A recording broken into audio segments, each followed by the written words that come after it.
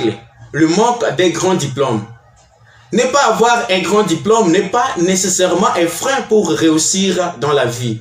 Bien qu'un diplôme puisse ouvrir des portes et garantir un bon salaire, il ne garantit pas automatiquement la richesse.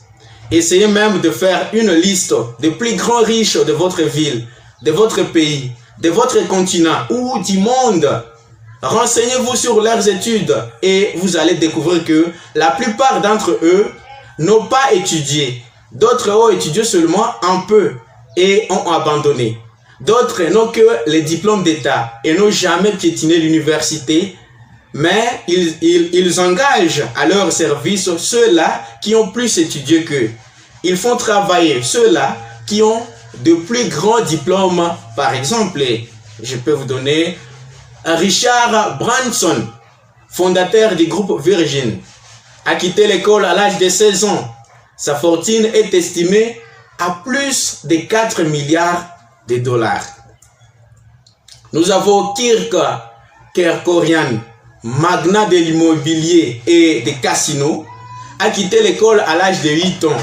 Sa fortune est estimée à plus de 4 milliards de dollars. Nous avons John Davison Rockefeller, pionnier de l'industrie pétrolière.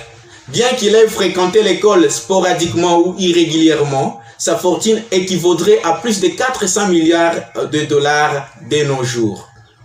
Nous avons Harry Ford, fondateur de Ford Motor Company, a eu une éducation limitée. Sa fortune est estimée à plus de 199 milliards de dollars de nos jours.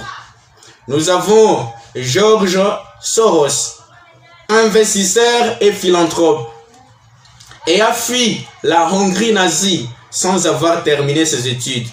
Sa fortune est estimée à plus de 8 milliards de dollars. Nous avons Ralph Lauren, créateur de mode, a quitté l'école à l'âge de 16 ans. Sa fortune est estimée à plus de 6 milliards de dollars. Nous avons David Geffen, magnat de l'industrie des divertissements, a quitté l'école secondaire. Sa fortune est estimée à plus de 10 milliards de dollars. Nous avons encore Coco Chanel, icône de la mode, a grandi dans un orphelinat sans une éducation formelle. Sa marque est estimée à des milliards de dollars. Nous avons Lawrence Ellison, fondateur d'Oracle, a abandonné ses études universitaires. Sa fortune est estimée à plus de 93 milliards de dollars. Nous avons encore Amancio Ortega, fondateur de Zara. Sa fortune est estimée à plus de 86 milliards de dollars, ayant quitté l'école à l'âge de 14 ans. Ces exemples montrent que la réussite ne dépend pas toujours du niveau d'éducation formelle, mais aussi de la détermination, du travail acharné et de la vision entrepreneuriale.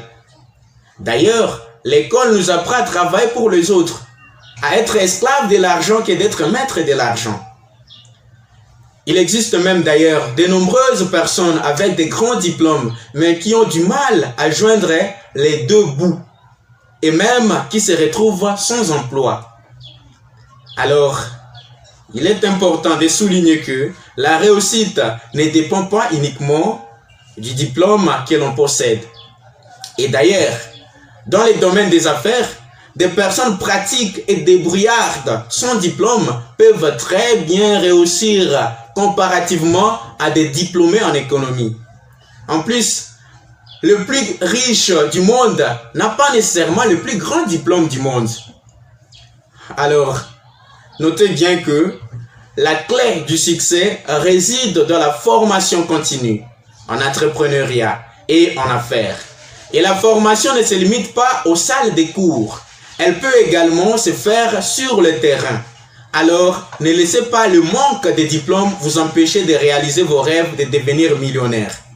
Puisque ce n'est pas le titre académique qui compte, mais les compétences que vous pouvez acquérir tout au long de votre vie.